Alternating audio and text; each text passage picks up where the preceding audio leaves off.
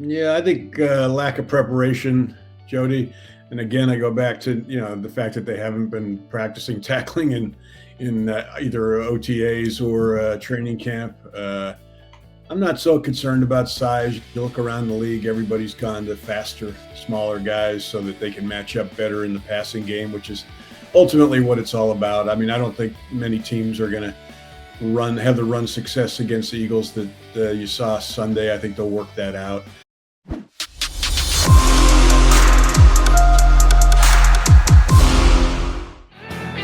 Mac guys, I'm Birds 365, joined by one of our favorites.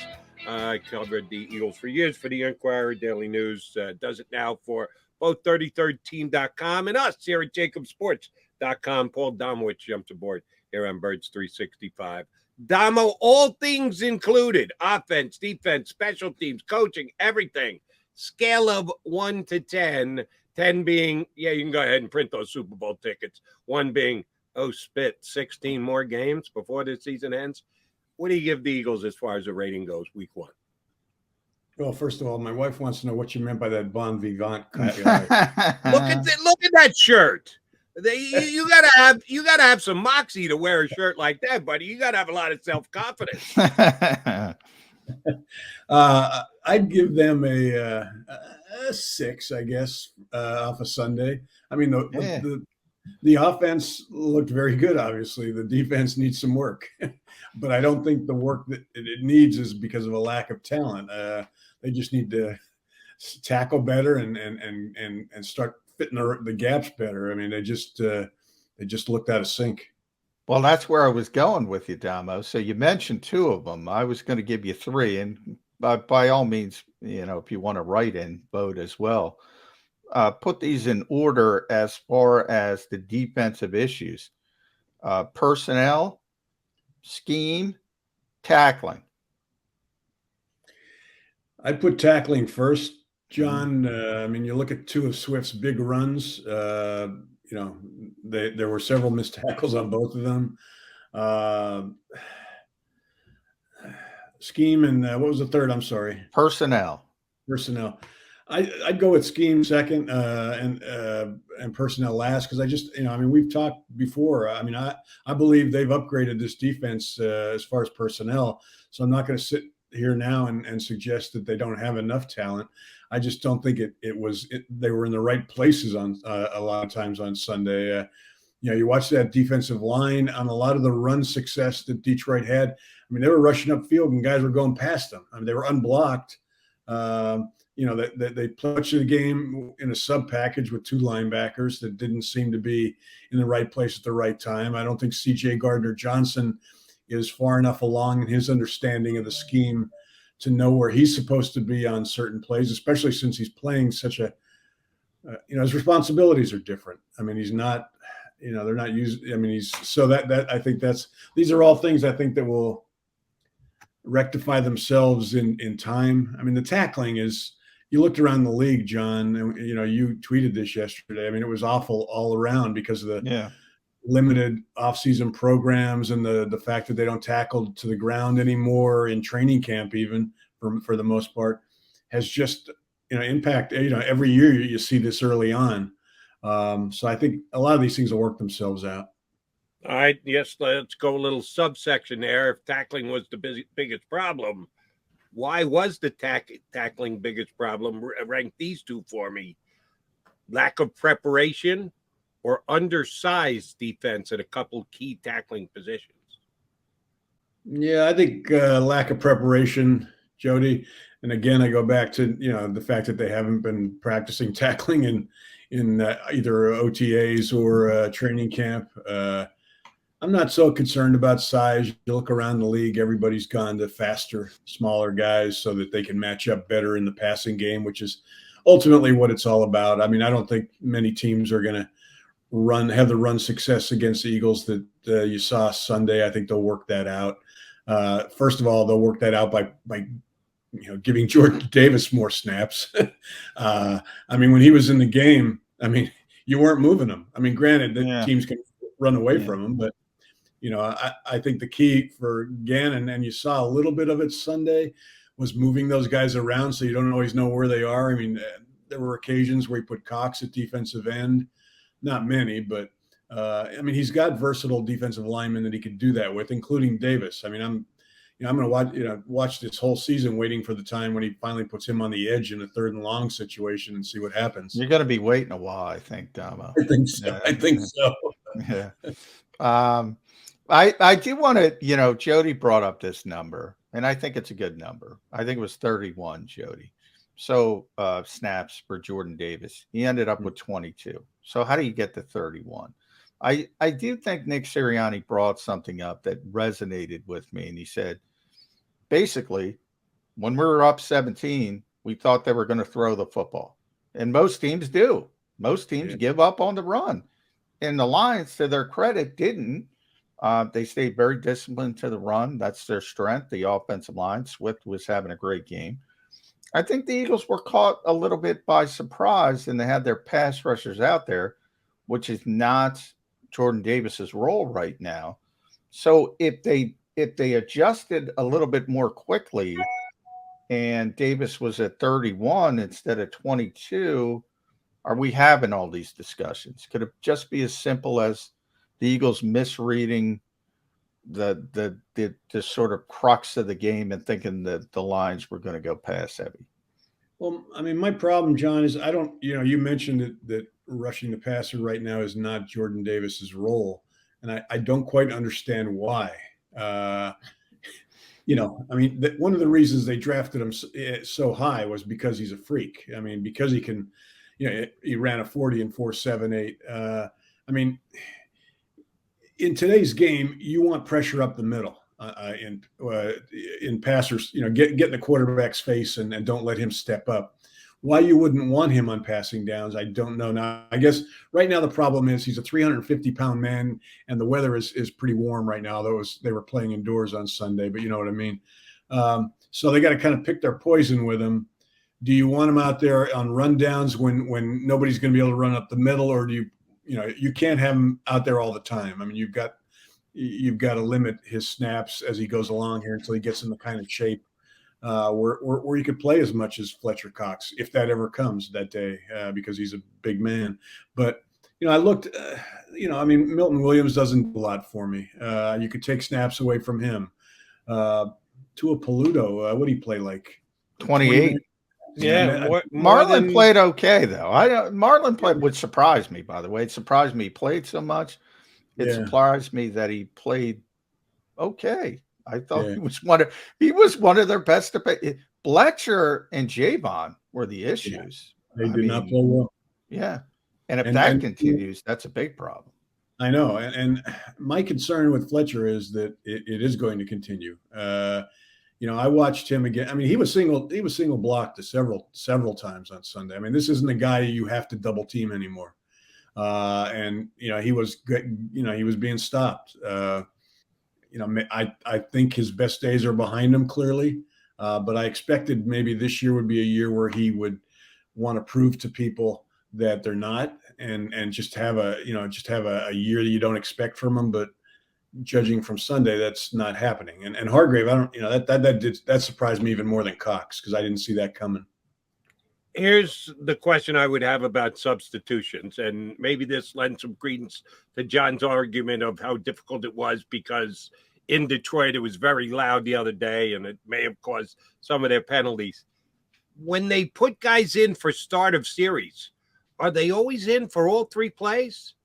If that's the case, do they not substitute within series, that it takes too much time to get the guy in and out of the position? The one that sticks out like a sore thumb to me was Boston Scott on that last possession. He got the ball 3 straight times. He had got it once all game. They decide to go to him. All right, he makes the play on first down. You can't shuttle in your other back for the second down if your evaluation of what would be the best play to work for the next one isn't including Boston Scott, or is that a hard and fast rule? Whoever starts the series finishes the series. Thou shalt not substitute in the middle of it. Is that the way the Eagles handled their business? And if so, will it change at home where you would think it would be a little bit easier because you're not playing against the crowd? Well, I mean, offensively, it shouldn't impact where you're playing or the noise of the crowd, because I mean, you dictate the pace. If you're going to a huddle, you can certainly substitute running backs. They've substituted running backs in the past in the middle of a series. I don't, depending on, down in distance, I mean, they'll put in Gainwell if it's 3rd and long. I'd be confused by why they might have, stuck with, not made changes that you would expect them to make there. Yeah, they just trust Boston at the end of the game. And it is weird that they didn't give him the football except for the touchdown. And then he's on basically to close out the game. It's a little bit strange. There is, you're always substituting in the back end. You're going nickel, dime, back and forth, whatever on defense. But with the defensive line, they generally stick with guys for a series. If you're in there for a series, you're going to be in there for a series. Scheme wise, I always say this, Damo.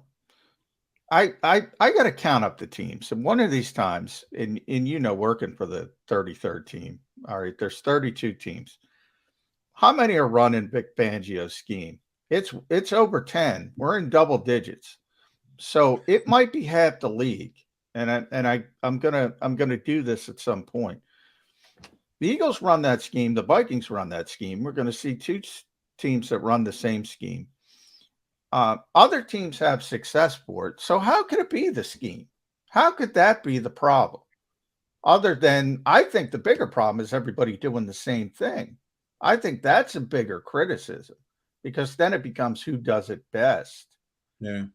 But if somebody else is using the exact same scheme and doing it brilliantly, like Vic Fangio, how could it be the scheme? Vic spent most of training camp going from one camp to another. Yeah, exactly. Where they're using the scheme. It was hilarious. I mean, he's busier now than he was when he was coaching the Broncos, which also raises the question: why the hell did the Broncos fire him? Especially for what they got, by the way. All they had to do was add a quarterback, but I mean, you're right. That certainly helps but then again, you look on offense. Everybody went to the West Coast offense. Some teams ran it better than others. Yeah. So I don't know.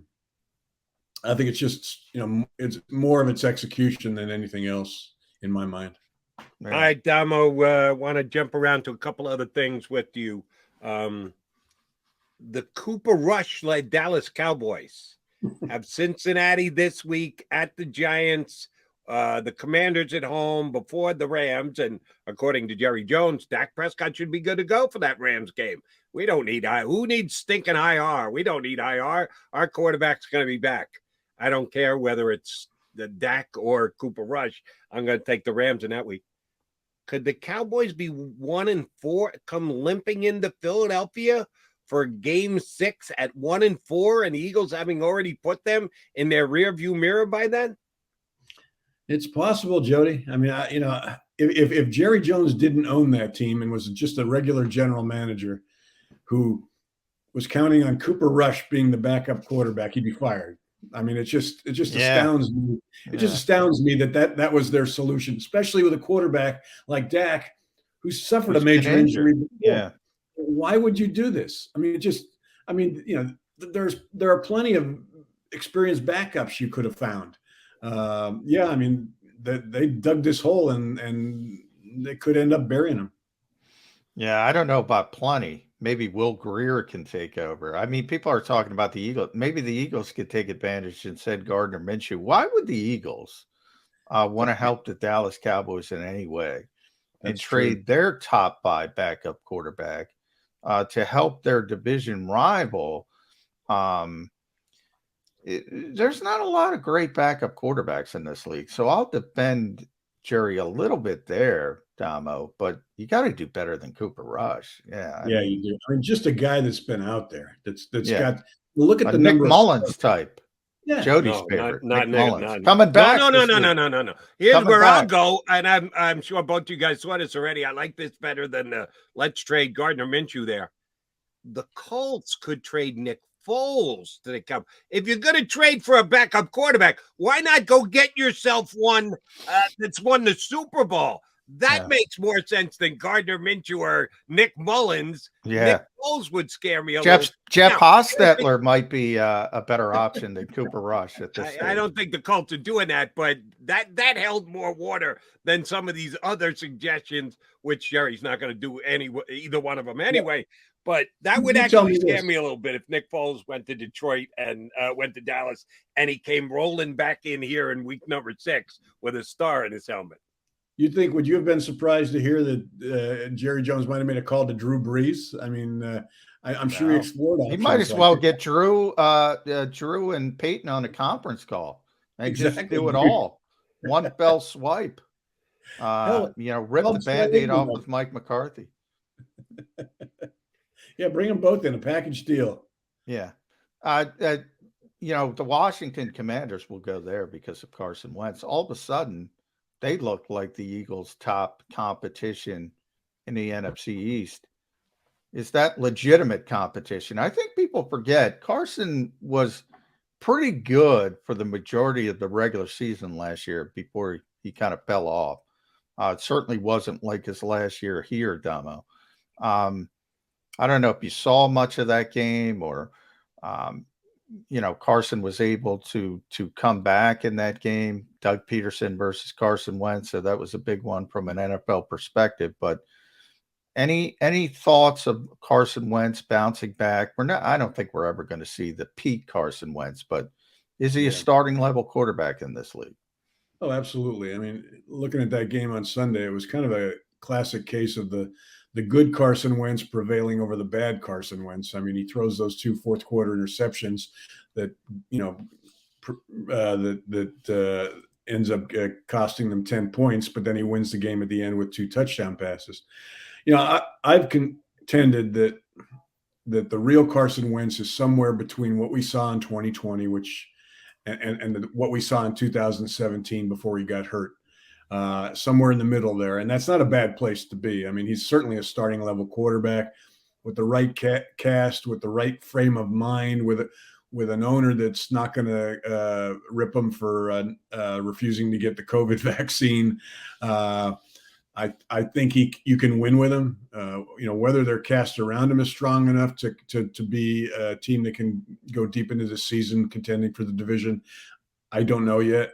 But they have some weapons. They have a decent defense. So, and hey, don't forget about the Giants too, John. I mean, Saquon. They went out and beat Tennessee, and, you've got Saquon looking like pre-ACL Saquon. So, it's weird. I would say the Giants win was actually more impressive than the Commanders win this week. But look at it. Daniel Jones and Carson Wentz. As much as I'm not a fan of Carson these days, I still think he's better than Daniel Jones because I don't think Daniel Jones can play a little bit. But you're right. Hand it to Saquon. If he stays healthy, he can actually keep you in any game. All right. Need your opinion on this one, Damo, because it's kind of been harped on as a narrative. Eagles on offense doing something maybe a little bit too much, putting the player at risk for potential injury. Can they continue to throw it to A.J. Brown 13 times a game? Because he could get hurt. They keep throwing it to him 13 times a game. You're risking injury with A.J. Brown. Good point. I think you'll see them. And I mean, everybody was when I'm listening to people on Sunday, it was, what's wrong? Devontae Smith, 0 catches, time to panic. More so than how many catches AJ had. Devontae Smith was targeted 4 times, but he also was targeted twice on penalties that were negated. So, I mean, I think you're going to see a little bit more spreading the ball around. But AJ Brown is going to, they have chemistry. I mean, he has chemistry with Smith. He has chemistry with Goddard. But it's going to be interesting to see how defenses defend these guys going forward. I mean, you can take a receiver out of the game. I mean, it's very simple, but it opens up things for the other players. So, but what you saw on Sunday was they're running those RPOs a lot up to AJ. A lot of those quick slants over the middle, and he's he's unstoppable with them. So, that's why I'm Yeah. gonna be interested. And it opened things in the middle for Miles Sanders. So that's why this offense is so dangerous right now, because of the weapons, because of what they can do to a defense. Yeah, and AJ opened up the middle of the field. Those Jalen Hurts passing charts last year, sponsored by Dunkin' Donuts, I always say, big hole in the middle. No more with AJ Brown throwing the football over the middle of that big body. Yeah, he was better than advertised. I mean, AJ Brown was spectacular. It is interesting because I don't hear anybody in Minnesota complaining when Jefferson gets the ball. If they're not covering you, why wouldn't you throw it to the guy? Yeah. But Jody was getting to that interesting point. Okay, you're touching it 13 times with AJ Brown, whatever. Jefferson was, I don't know, 12 or 13 as well. Jalen Hurts runs at 17. Oh, he can't do that. He can't do it. He can't do it. He's going to hurt. He's going to get hurt. The power lifter, the powerful guy. He's all of a sudden a boss. You have to protect at all costs. That's what he does well. I give Nick Sirianni credit. RPO this thing to death. That's what he is. He's not Justin Herbert. Why can't we turn the page on that? I don't know. It's a good question, John, because you're right. That's who he is. And you take that away. You've got a very average quarterback. He's got a long way to go before he's a Justin Herbert passer, and probably will never be that. When you throw and you could say the same thing about Lamar Jackson. I love the people that say they should, give Lamar Jackson, Deshaun Watson money. Well, Lamar cannot, if you took away the running from him, he's not the same quarterback. And the same thing with Jalen right now. It's such a unique part of his game, a unique part of their offense. You saw that Sunday with, it's frustrating at times when you see, you'd watch and he clearly started to scramble at times before he needed to. Other quarterbacks might have stayed in the pocket longer. And listening to Nick on Monday, they seem to have accepted that he's not going to be a guy that's going to go through every progression. He needs to go through more than one, but when he's, as soon as his spidey senses start to tingle, he's going to take off, and they're okay with that. He's a fullback. This isn't a guy who unless certainly he can get hurt. You could suffer an ACL without anybody making contact with you, as Eric Barnett. Non-contact. But they're willing to take that chance, and I don't disagree with it because it's such an important part of his game. All right, Damo, this is what we do for a living. You and I have been doing it for decades, John, as well. So it's our ballywick. Maybe not everybody pays attention, but I need your take on how much attention do the Eagles take? Everybody puts out their power rankings every single week. Major media outlets on TV. Paul Domowitch, everybody's got them out there. Eagles moved up off a 35-point defensive effort. Yeah, they look good on offense, put up 38, but the couple teams that were ahead of them had disappointing losses, didn't play all that well. Shoot, CBS has got them the fourth team in the NFL already. Pro Football Talk, which is Sims, who doesn't like our quarterback a little bit, has got him fifth in the NFL right now.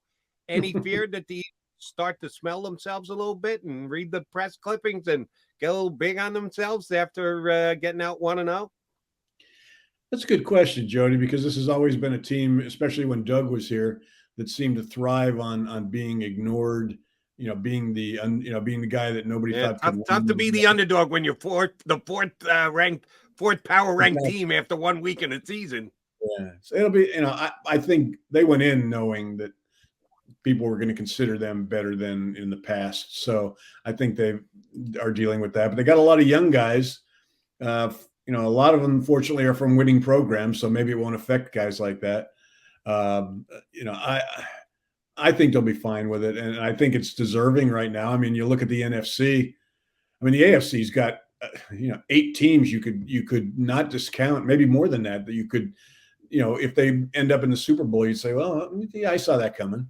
But the NFC aside, you got the Bucks maybe, I mean, they've got their flaws. I mean, they've got an interior line that leaves Tom Brady very susceptible. You know, the Rams we saw against the Bills are not what they were last year. So after that, who? I mean, it's certain the Eagles could be right now the second or third best team in the NFC at least. Yeah, it's open. It's certainly open to make a run. At P Damo, Paul Domowitch, the 33rd team.com, JAKIBsports.com is great stat package every Friday for us. So that's phenomenal. That continues this year. Damo, I want to finish up with something I asked Jonathan Gannon yesterday, and it was about the defensive line rotation. And Jody picked up on this, and I want to get your thoughts on it.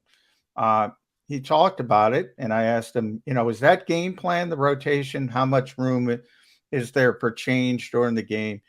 And he brought up, and he's done this a couple times before, as has Nick and Shane, when they're putting together the game, kind of looking like this. And we do that with the head coach and with Howie Roseman. Does that, number one, you've been around this league for a long time. Does that surprise you? And how prevalent is that throughout the rest of the National Football League? It doesn't surprise me. It worries me, John. I mean, he's done a heck of a job putting this team together, but then he should get out of the way and let his coach. I agree. We saw what happened when there was too much interference when Doug was here. So that does concern me a little bit. It's not prevalent around the rest of the league. I mean, I hate to use a TV show, but you watched Hard Knocks. You very seldom saw the GM on anywhere in sight. I think cut down day. That was the only time you saw the general manager in the office deciding who they were keeping, who they were cutting. Yeah. So that would surprise me if he's having input into playing time, other than the fact that he wants to know how much they're going to use Jordan Davis. I don't know. That does surprise me, and it concerns me. If looking over the shoulder actually gets that snap count up this week, good job, Howie. Keep it up. Other than that, you can go back to your office now. How do you explain to Nakobe Dean, though? Then well, he'll get there. He'll get there. At least Dean, I understood. And this is going to make me sound like a Marlon Tuilopo hater. He gets more. At least Nakobe Dean is sitting behind Edwards and Kaiser White. I'm okay with that. I'd like to see a little bit more, and maybe he earns a little bit more. But Marlon's playing ahead of the guy that you moved up in the first round to pick. Really? That's John, where I get my rub. John, you were at training camp more than I was. And I mean, the Dean thing surprises me because TJ Edwards is not an every down linebacker. He was out there for every snap on Sunday. Cannot cover. I mean, that's not his strength. He's a first and second down linebacker. Nakobe Dean can cover. Is he not? Do you think he's not far enough along with the knowledge of the scheme where he can think without? Yeah, I think that's part. TJ had a really good summer. I think they bought into the fact, and so did I. I called him the most underrated player on this team. He's gotten faster. He ran terrible before coming out of college. He was a great college player. He was second for the Butkus Award. I think people forget that. But he ran a 4.87. It was absurdly bad. Yeah. He's faster than that. He's improved. He's never going to be, Devin White or anybody like that. He's never going to run a 4.4, but he's very instinctive. And I always go back to, I got to cover Jack Del Rio early in my career. He couldn't run a lick. He was a great nickel linebacker. He was so instinctive. He was great when he was making the Pro Bowl in Minnesota. I think they see a lot of that with TJ. His instincts make up for the lack of speed. And we're going to see if he continues to struggle. But right now, he's the green dot. He's staying on the field. He earned it in the summer, but you got to prove it. And I don't remember any plays, Damo, from the weekend that you go, oh, shoot, he got caught in coverage. He got isolated. He got beat. No, that wasn't why the the Lions racked up all those points and all those yards. It was tackling and the defensive line getting manhandled too much. And the corners didn't have a great game either. Bradbury got the one big interception, but Slay got burnt a couple times. Actually, you don't put as much on the linebackers. I would say back end, front end, more than the middle as to why they had such a lousy game. Dama, we're out of time. Unfortunately, we got to run. We could talk to you for another hour, but thanks for jumping on for the 25 minutes you did. And if your wife doesn't like me calling you bum, you won't. I guess I need to apologize. I just like the shirt you had on, buddy. What can I tell you? McMullen and I go t-shirt every single day. We don't go button down too often. So when I see it, I give it. I got a button down. I got. Do you? Yeah. It's just you dark. got it buttoned all the way up? Yeah, buttoned all the way up. Okay. Yeah. Unbuttoned up. Paul Domowitch here with us on Birds 365. Thanks, Domo. Thanks for having me, guys. Take care. We will come back and put a bow on the show down the home stretch with the Mac guys on Birds 365.